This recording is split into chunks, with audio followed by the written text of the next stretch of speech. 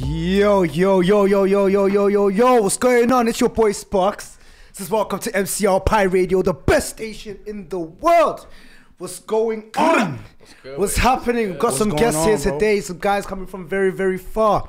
You get me all the way from Minneapolis. We got man like Lucien Parker. Yes, sir. What's going on, my guy? What's going on, bro? You got company and co with you. Absolutely. We got my boy the Kid Bravo next to me. Okay. My manager Riley next to him. What's up? Let us know where you at. What you guys saying? You good? Yes, sir. Absolutely. We're loving England so far. You loving England, Absolutely. yeah? How you liking Manchester? Like, have you adapted to the accent? Have you caught on? We haven't even really been here very long. We literally just stepped in. Is it? Yeah. We're about to go have a for real Manchester experience tonight. All right. So what was Manchester not your first destination when you man landed? No. Nah. We went to London. You went to London. Was our first stop in the UK. Okay. How was that? It was fantastic. Yeah. It was a lot of fun. We were in Amsterdam before that. Oh, you were in Amsterdam before? Amsterdam before that, and then we came to London. Okay, you guys are really going around with it, isn't it? All around Europe. Yes, sir. Deep lot moving. Okay, as much okay. as we can. So what are you doing over here? What are you doing on our neck of the woods? Like, what's good? Yeah, so we got this show, our third show on the tour. Okay. Manchester, we played Joshua Brooks on Sunday, 25th. All right, cool. So you're on tour right now. Yeah, yup. So I just dropped my album like 4 weeks ago. Okay. About 4.5 weeks ago. So Okay. my album Euphoria dropped, available on everything. And so we finished our US dates like a month ago. So now we just started the Europe leg of our tour. Yeah, we're excited. We're excited to be here. Seriously. Nah, that's dope. That's dope. Okay, cool. So let me get all of your tour dates. Where in Europe? Where have you been so far? What's left? Yup. So the 21st we did Amsterdam. We played Q Factory in Amsterdam, and then the 23rd we played Hoxton in London. So that was fantastic. We almost sold it out. We were pretty close. We sold like over 100 tickets, so it was fantastic. We played Joshua Brooks on Sunday here, obviously in Manchester. So that'll be popping. And then That's tomorrow, right? Yep. Okay, so night, what are you telling me about these exclusive tickets and that? You know? Yeah. So basically, doors at 8 o'clock.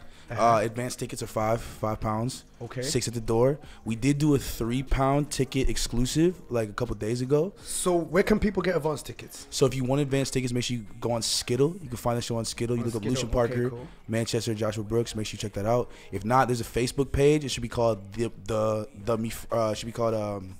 No Service Volume 1. No Service. The Euphoria Tour, No Service Volume 1 on Facebook. You'll find it's a pink and blue flyer. If not, if people are tapped into this app called Bands in Town, it's a tracking app where you can track your favorite artists. Oh, is it? If you look up my name, Lucien Parker, on Bands in Town, you'll find my profile. You got a list of my shows. All of them have ticket links. They come equipped with ticket links, information, venue information, address. I like that. You look like you got a good team around you, man. Absolutely. What's your team called? So are you guys like with the company or you're independent or? Honestly, right now we're just the squad. Right now, Yeah. We're just the squad gang. right now. Yeah, we're just gang right now.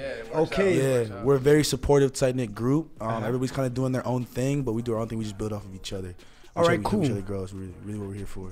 Have you worked with any local artists yet? Have you met any local artists or looked into any local artists around here? Yeah, so we got linked up actually with the homie Keem. Okay. So my homie Kim actually linked us up. Yeah. I know Keem. Big up, shout out Yeah, Keem. yeah. It's from Manchester specifically. Yeah. I actually just got put on the Clev B.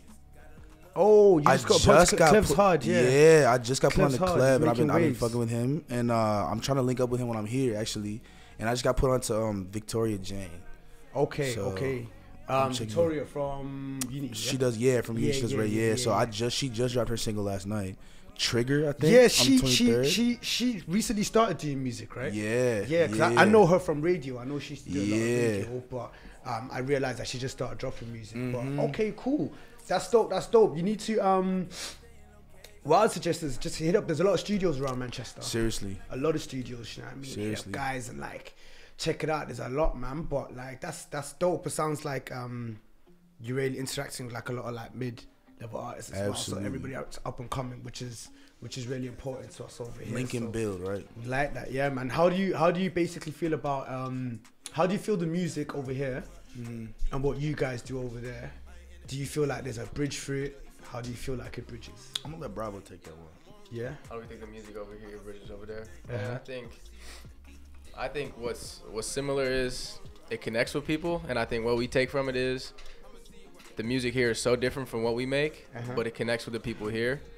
So I think that's what we all strive to do, right? Is connect with the demographic that we're reaching. So, and I think being on stage too and playing to people who don't listen to music like ours necessarily, and still being able to connect with them.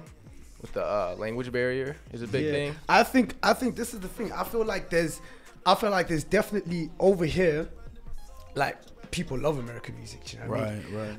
I think what we do a lot over here is quite new to you guys, like with like the whole grime, like UK drill, isn't it? So like I'm after more like, do you feel like new age hip hop? Do you see what I'm saying? And like a lot of the, because I feel like you have a very mature style of rap as well, particularly with you, you know what I mean? Like it's not a lot of what we see today, but it's still got a very youthful feel to it. So I mean, that in line with what's happening in the UK, do you feel like there's a space for that to gel together, like, or do you think it's too buried apart? Right. So I feel like that's the I think in the question, right, is somewhat of the answer, which is like there are similarities between the two, right? You have grime, we have trap. Yeah. Right? You have dance, we have funk, soul. Right? We have neo soul. It's kind of like a stepping stone between the two. So I think what we've been trying to do, at least me and Bravo as artists, we try to find the sounds that we like because they sound good and resonate with us, and just smash them together and let it be what it is. What we've noticed is like over here, people like to dance and like they club hard, right? Like obviously we club in the States, but out here it's very much so like the dance hall dance vibe, which I think like we take a lot of that from y'all in the sense because the African community out here is so strong and vibrant in like the dance scene, and we take a lot of that influence. We have people like Drake who are floating over dance hall, and to us that's just like, well, we've never heard this before. This is hot, and it's a fusion. To y'all it's like, all right, like we've heard that because all we're playing is dance hall. Over here we're in the clubs like rocking out. And so I think like the EDM scene out here is something that like has been spectacular to witness for me, at least personally, and the dancehall vibe. But yeah, I mean, grime music, I feel like the only difference between grime and trap is like who's rapping and like where they're from, because I feel like, I mean, Drake linked up with Gigs a bunch and Skepta on his More Life album, right? And like that was a fusion between the two where it's like, okay, this is our version of hard hip hop, and like this is y'all version, and we can make a cohesive sound in between, and that's the. I like how you're sliding on the beverages there. Like, I know, you just want to disturb it. He just spit it real quick. No, for real. We need that. I appreciate you, bro. Yeah, man. But I feel like that's where the collaboration comes into play, with merging cultures together and creating something different and a sound that people haven't heard in the way that they've heard it already. Okay, so speaking of sounds, this is one for Bravo as well. Do you guys only work with particular producers, or do you free buy your beats, or do you know what I mean? Do you like to really handpick your producers to protect your style and your, do you know what I mean? Because you are artists at the end of the day. Right. I'm gonna let Bravo answer personally for himself, but I know just from experience from working with Bravo and obviously me working on my own music, like we're very much so. We used to be the people, like, to build a sound, you have to be the person that goes out and just looks for whatever and finds what you like. You find what you like and you write over it. As we've matured in time, it's definitely become apparent that the best thing for us to do is take the foundation that we have and the sound that is comfortable and build off of that in person in the studio with producers that we work with. And I think the thing with me and Bravo are, I think, both transitioning into a space where we need composers more so than we need producers. We need people that can lay out everything we can sit in the room with, and we can break down the song structure, and we can start from scratch, and we can build the track from 0 to 100. And like that's I think where we're both at. I'm gonna let him answer for himself, but I know for sure like it's been a journey to that. It's been YouTube beats and YouTube beats and YouTube beats to leases to exclusives to working in the studio with the producer more times than not. Okay. What's your take on it, Bravo? I definitely agree. I think the biggest thing is we do what we can with what we have at the time. Because, like, for a long time, we're just buying beats online. And I think another thing is we're both super open to working with different producers and just kind of go where it feels right. You know, when you have that spark, you can sit in the studio and really make some stuff that you feel. So I think the biggest thing for us is just following that feeling and working with people who we can sit down and start from square one, you know, and kind of build it from there. Okay. So initially with that,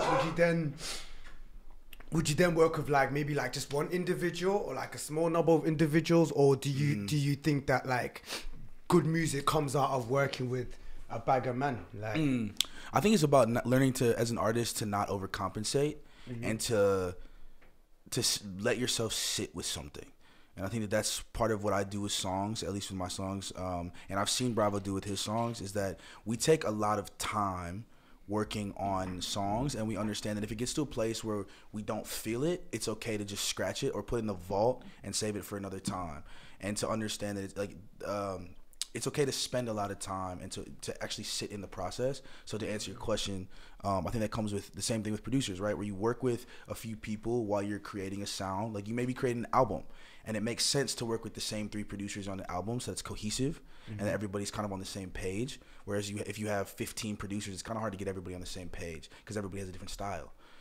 So it's definitely easy to work in a block and try a certain sound, work with those producers for a little bit, and then shuffle. And as soon as you transition, find other people to work with that are going to help you build and grow into a more mature sound. Okay. Hard. Yeah, agreed. And I think one thing I have to add is like, I think we're both big on personal relationships. So having those relationships with producers instead of working with 15 at a time where you just kind of like shoot an email, like shoot me something, shoot me an idea or whatever. You feel like it's too rushed. Like it doesn't, you don't get that personal. I'm with you. I'm with you. Yo, vroom. Okay. So, boom. We got, you were part of Minnesota Slam team. All right, cool. So we're not really familiar with that out here. Before we really dive into that, what's the Slam team? Yeah, so a Slam team is, for anybody that doesn't understand what slam poetry is, it's spoken word, but in competition. So there's this international competition that goes on every year in the States, where they bring in teams from usually every state in the U.S. has a team. Like usually every major city has a team, and then they also have teams like South Africa, Guam, Leeds, England, South Korea I think was there one time, and etc.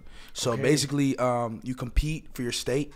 And usually there's some company, it could be a nonprofit organization, it could be a private organization, it could be through a university or school, will host and sponsor a team, and we'll give that team coaches, staff and chaperone, and basically you try out for the team within the state, and if you make the team, then you usually spend about 4 to 6 months preparing to go to internationals, and every year they host internationals in a different major city in the country. Okay, cool. And then 500 youth from all over the place go and compete. And they invited you back twice. Yeah, so I did 2 years in a row. I did BNV Philly. It's called Brave New Voices. For those of you who don't know the competition, you can look it up. There are a million videos on YouTube of kids slamming Brave New Voices. So I did BNV Chicago and I did BNV Philadelphia. Okay, that's dope. So from that, is that how you got into music, through poetry? Absolutely. Yeah? Absolutely. I mean, I was into music, but that's how I got into rapping myself. Okay. Right, I was always an avid music listener. I was a huge music fan. Music was always something that resonated with me, and I felt it. But I was definitely more into sports and athletics before I did spoken word, and I started that like freshman year of high school, and then from then it kind of just eventually turned into me rapping through a mic. All right, cool, man. Because I did a bit of reading. I was trying to form a mental picture of you in my head. So it was like when I was going through like your history, it's like you've done a lot, and then from there I know that sort of led to like your scholarship as well, and University of Wisconsin. Oh, you went deep. Yeah, so so obviously, boom, like just lead us to. Brief us through that, you know what I mean? How did you go from poetry and then obviously, like, cool, you're on your scholarship, were you studying something else whilst you were doing that, or were you doing music to now actually led to like a straight career in music, and your stats are looking good? I mean, over 1 million streams, over 50,000 views in your video, you're banging it. Like, work rates hard. Briefly take us through that. How did we get to I'll give you the short version. Basically, I was doing spoken word and I was slamming freshman through junior year of high school. Junior year of high school, I just had homies that were messing with like Fruity Loops 9 and like Logic 9, like all the old shit. So we would just kind of hang out in the basement. We were messing around, like pretending to engineer, trying it out. Everybody was just frustrated as hell, like couldn't figure it out. Nobody was teaching us shit, right? So you kind of just record trash sounding music, but it's fun and it's always practice. Everything leads to the next step. So we were doing that for a while, and I actually aged out of Brave New Voices, so I couldn't compete anymore because I was too old, and I'd already competed twice. You make the team twice, you can't be on the team anymore. So it was kind of like, where do I go? Were you smashing it when you were competing? Oh, absolutely. Out the water? Absolutely. I actually did. Yeah, that's another story, but I actually made a team like a month after vocal surgery. I made the team for the second year. So it was I put everything into that. So naturally it went to a place of like, where can I put this same energy, like in my same passion for music and for literacy and hip hop culture? Where can I put that? And it just ended up bringing me to rapping. So I started rapping really heavy, like freshman year of college. That's when I really started recording, and I started recording myself and messing with Pro Tools again.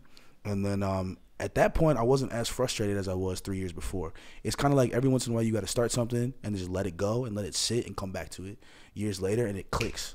And I started messing with Pro Tools, and since then I've just been recording myself. So I started recording in the dorm room at the university, and then I moved into a house the next year, and I started recording out of the house, and then I started running sessions for other people. And mixing and mastering through Pro Tools. Yeah, I read about that. That's sort of how like you raised your finances to sort of get your project going. Yeah, so I started kind of like making a little money on shows here and there, running sessions for people like $25 an hour, doing that. And it really for me wasn't what was about that, out of like your house? That was just out of my room at the crib. Yeah, I just had some KRKs and a baby bottle mic, and I was just running off Pro Tools, and that shit sounded fire, and people fucked with it. And it got to the point where I realized that I was doing more than just pressing buttons. I realized that I had this knack for helping people write, helping people develop harmonies, helping people structure their songs, helping people get out of their comfort zone. I feel like if I were to hit up clients that work with me, they would hopefully say that I was somebody that helped them feel like they could level up and had the space to level up in vocal production and learn how to record a track from front to back. That's what I want for people that work with me, is to learn how to record and to not just rap into a mic, but learn how to record into a mic. Because those are two different things. And so I started doing that, and then I opened a recording studio. I dropped out of college the same year that I opened a recording studio. So I opened my first one. It was fantastic. I mean, for a little bit it was rocky. Like, my mom wasn't really about that shit. Yeah. My dad was like, "You've never let me down on your life. So this is something that you feel like you need to do. I trust that you are grown enough to like make a decision that's gonna be like beneficial for you," which was real incredible to hear from somebody in that position, because I mean, all you can really ask for is a support from family like that. So my dad was really supportive, which helped a lot through the process. But and then I dropped out, opened the studio, and then I just was like, all right, if I'm gonna give up a scholarship to do this, like, I'm not gonna lack. I'm gonna go as hard as I possibly can. And so I just really started like honing into my skills and working as much as I possibly can. I'm talking like I'm working 2 jobs and putting in like 40, 50, 60 hours a week in the studio, and I'm working with different clients. And I mean, it kind of just went from there. So we actually just recently opened our second studio, and then 2 years later, we're doing an international tour. So I feel like it's definitely a thing to say, like, the work pays off if you put your time and effort into it. But that's what's up. Yeah, most definitely. Absolutely. All right, cool. Check. I'm gonna break us off halfway through so we can hear Impossible, man, because I went through your tunes. This was personally my favorite one. Thank you. No lie, we don't give gas out here. We don't work for Nepal. No, we don't work for British Gas. For real. None of them people there. Yeah. So boom, this tune's hard. We're gonna drop that so you guys can hear it. Come back and chop it up a little bit more. It's your boy Sparkz. Welcome to MCR. I got my man Lucien Parker and Bravo in the house. Julian, I said Julian. Lucien Parker and Bravo in the house. But with this song, bro, what was the inspiration behind it? Yeah, I mean, for one, the production it has an upward swing where it feels like a climb towards an ascension, and I felt like that was something that needed something inspirational. It needed something that would tell people the kid that I was when I wrote the song at 19, and it was at that point where I was at the lowest point in my life. I feel like where I had pretty much restructured my entire life, and I had pretty much been in the position where it was like where I thought I was going and the route that I thought I was going on, which was like school, learn how to be a musician, graduate, do rap and see if it worked out, to this is my full-time career and I pretty much have all my eggs in this basket. And it was in a position where like my friends were going through their mental health issues and people were going through shit that it was our transition into adult life, and I needed something that felt like people could get out the mud, because I needed that for myself. Okay. So I put that track up there, and it was also in a position where everybody looked at me differently because I gave up a scholarship to go to college, which, especially from where we're from, right? Like first of all, going to college is a blessing, and second of all, having a full tuition scholarship is a blessing. So it was kind of like, bro, what the fuck are you doing? And to me, it was like, well, everybody's gonna tell me that this is a pipe dream. This is not something that happens very often. And I got to have it in my head if I'm going to make it through this, that like there's no question but me making it to where I need to be at.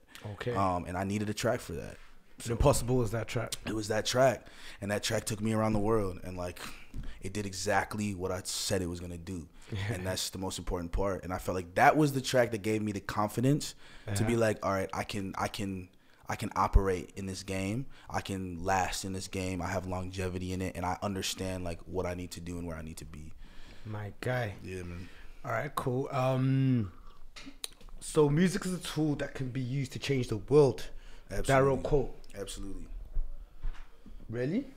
Absolutely. Yeah. Absolutely. Elaborate. I think there's nothing like music that brings. I mean, it's crazy because I've seen communities that have nothing but hatred towards other communities play the music from those communities, right? I've seen oppressive systems use the same pieces of culture that we're putting out. So to me, hip-hop, the thing about hip-hop is that it's more than music. It's an entire culture. Hip-hop is the one genre that is an entire culture behind the music. It's fashion, it's ebonics, it's dance, it's rhetoric, it's the things that you eat, the way you dress, the people you talk to, how you live your life. It's elements of hip hop, it's energy, it's all of it into one thing. And I feel like that's the one genre in the world that is like that in itself. And I feel like it's the infrastructure to everything. I think hip hop right now is not only doing a lot for people, and is not only opening up these avenues for generational wealth, for opportunities for people to build generational wealth, but it's literally the stepping stone in the infrastructure to where people can skip the route of like, you need the resources to go to a university, and they can make it and they can survive and they can put food on the table through this industry. And like that's something that like we haven't seen since the tech boom, and we haven't seen since the industrial boom, where it's just opening up a huge job huge job opportunities. Like there's a large job market in hip hop industry with audio engineering, with production, with cover art, with being a graphic designer, XYZ. Like there's a huge infrastructure that's being built for people to work from home, to build LLC businesses, to build small businesses from home online, and that's important. Okay, cool. So basically, here's the thing. Right. So I know this happened in the early stages of hip hop. Yeah. And England's experiencing it now with drill, where we spoke about it on this show for about 2-3 weeks in a row, where YouTubers literally deleted half of all drill music videos. What? Yeah, like half all drill music videos that they deem violent, they've deleted. Damn. There's from Channel 4 to BBC to ITV. Wow. There's documentaries and news reports about how the country feels that maybe this particular genre of music is reflecting, is bringing a negative vibe to society, or reflecting negative in society. Whereas the artists say they're speaking the reality that they live every day, or they're telling the stories from the communities they come from, or these things are happening without drill music anyway. And like I'm saying, it's interesting that obviously you spoke about hip hop and how much positivity is sort of can come out of it, and so forth. You know what I'm saying? So getting you to weigh in on something like that, how do you feel maybe about the so-called so-and-so negative messages that come out of music? Do you think that brings then a negative change to the world, or do you think that music is really only an expression of the negativity? So you know what, to be completely honest, I've thought about this a million times. I've had this conversation a few times. I think it's easy for people to hear guns and drugs and think that this is a negative message. And I think what people are not doing, which is, let's be honest, this is white culture that does this, when they're evaluating what we're creating, which for one, who cares what y'all think about what we're doing? Who gave y'all the credibility to sit in that position? To me, that feels like when I was on stage doing slam and there are 3 judges in front of me telling me how much my writing is worth. That's what that shit feels like to me. Who the fuck are you? Who gave you credibility to speak on my industry? You know what I'm saying? So like so for that to be a thing, I think like trap music is trap niggas telling their story. And that's what it's always been. And I think that, like, it's easy for people to hear drugs and guns, like I said, and hear violence and think this is a negative message. No, this is what's happening. You're scared of a negative message, but you're not scared of the actual culture that's producing these situations for youth to be in, right? There are a lot of people who are making it out of those situations because of trap music. I literally just watched a documentary on Herbo, actually, on G Herb. And like that was one of his messages in it, which was like, yeah, I'm gang banging, or was gang banging. Yeah, I'm making trap music, but trap music got me into a position where I can go to schools and teach youth, like, yo, if a nigga like me can make it out of this, so can you. It's giving youth more hope than not. That's not a negative message to me. I feel like that's somebody in a negative situation that has built something positive out of it. And that's like where people are missing, and that's where the disconnect is. So I think if we're just hearing guns, drugs, and violence, and we're thinking this is negative, then you're not listening, and that's part of it, right? I don't know why people can't listen just because there's an 808. Because if we took all the drums away, it would really just be poetry. Full. Like, for real, it would literally just be somebody spinning about their life, and that's the most important thing about it. It's just a different. I tell my story in 80 to 130 BPMs. With less 808s, right? And they tell their story with very hard war sounding trap simps and synths and like horns and violins, right? And like it's just two ways to do it. It's two different routes, and like that's really all it is. No stuff. All right, cool. Listen, because we're gonna run out of time, and I'm gonna kick myself if I don't hear you like bust this freestyle for me. So, Legendary Keys, you guys know him? Yeah. Big up Legendary Keys. He just posted a new beat. Bravo's doing the ad-libs. Yeah, he posted a new beat, Broken Homes. It's an NBA YoungBoy type beat. I want to try to throw you that. You think you can handle that? Let's try it. My guy. Let's hear what it's saying. Tingy has the secret formula. Oh.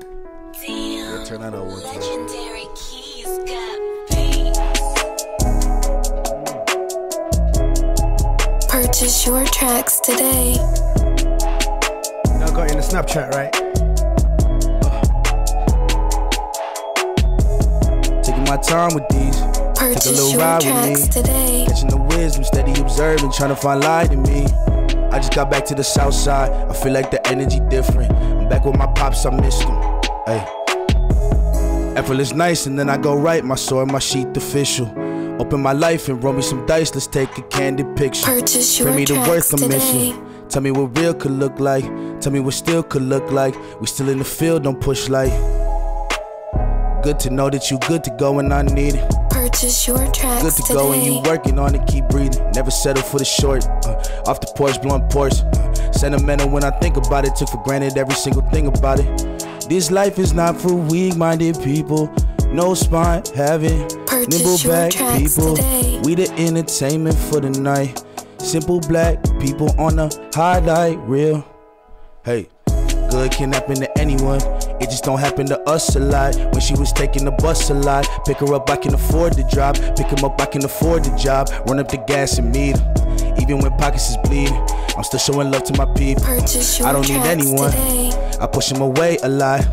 Only got me and myself in my eyes. Even when she done said a lot. Even when he done said a lot. It don't mean nothing to look in my eyes. It don't mean Purchase nothing I give your you my life. tracks It don't mean nothing I push him aside. Sheesh. Hey, Sheesh. Bravo, give me a little sauce.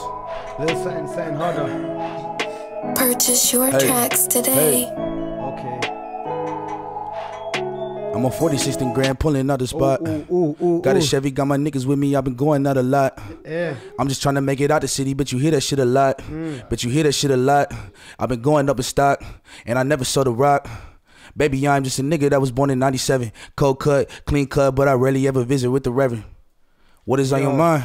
Yo, I just one want to more. know. One more. I need just you to wanna- body one more for me. I need you to body one more for me. Okay, listen. Yeah, I think you could body this. Hey. Yeah, is that how you coming on? Hey, it's Lucien Parker. Bravo. So welcome to MCR. Pie Radio. Pie Radio. Hey. We're in Say that Manchester, he- UK. I was in the 414, open mic, I'm underage. Now we in the 414, doing shows and getting paid. Now we out in Riverside, trying to hear the city talk. They said I won't make it here, now they trying to get involved. Really, I'm a dog with it, black sheep, I'm raw with it. All these niggas drying out, Lucien brought the sauce with it. I've been on the top of this, hope these niggas flock to this. In the state, in the Jeep, Tory in the ox with this. I've been on this journey writing out this book of Eli. Knew that I can write, been crafting poems since I was knee high. I've been passing niggas left and right, just feel me breeze by. Welcome to the intervention, future looking divine. Liquor got me leaning, pennies for opinions. Let me hear your thoughts to this, like can I make a living? Shout to free living, so family. Shout to strange oasis, now get houses in the valley. Smoking on this petrol, I've been wildin' like I'm Stally. Back when we was rolling up these backwards in the alley. This could be a God flow, painting up these pictures like Picasso. Bravo on the vocals, got it sounding like a gospel. I'ma be the best, just to quote my nigga Rondo. I'ma be the best, just to quote my nigga Saho. I'ma be the best, pull up in the black new Tahoe. Hey, I'ma have to pull up on the Tahoe. Pull up in the Murcielago with gelato. Gucci belt, GG on my sweater like I'm Rondo. Quando Rondo. In the Manchester, UK. Yo. It's your boy, Lucien Parker, bravo, mate. Thank you for coming down. Bro, I appreciate you so much for having us. Seriously. Enjoy your tea. Shout out to fucking Pi Radio. Yeah. We ain't here. Pi Radio just shut it the fuck down.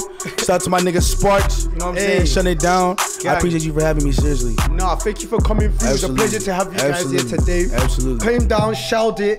You know what I'm saying? I don't know. Maybe this UK weather just like held you guys back a sec. You know what I'm saying? But you made it to the studio. Oh, absolutely. We smashed it out. We're so ready, man. Defo, bro, pepper. I'm glad we made it through. So you know, obviously we have a standard policy here at Pi Radio.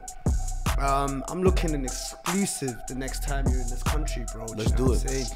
Like most Steph, come here, hit us up. I need an exclusive. I got you. Yeah, I need the exclusive for them tickets. I got you. Yo, I need just a free ride. Bro, I got you. Make sure if you in Manchester, UK, you come down to Joshua Brooks tomorrow night, 8 o'clock. We got £5 tickets in advance. Find them on Skittle. Type in Lucien Parker, UCIEN PARKER. If not, £6 at the door. Make sure you come through. Shout out to the Pi Radio. I got you on the exclusive. We're gonna hit you next time we in town. Yo, listen, hit up the Pi Radio Twitter if you want that as well. If you didn't catch that, we will make sure that we tweet that out. Yeah? Gang. Absolutely. Gang. It's Sparkz. Welcome to MCR. Thank you for tuning in today. Make sure you catch us next Thursday for your standard session. We got man like Caius in. Local. Right, cool. But we're out. Yo, listen up, people. It's Samsy, and you're locked into Pi Radio. Turn it up now. You know what I'm saying? That's how I like to do it, you know what I'm saying? My real name is Dexter.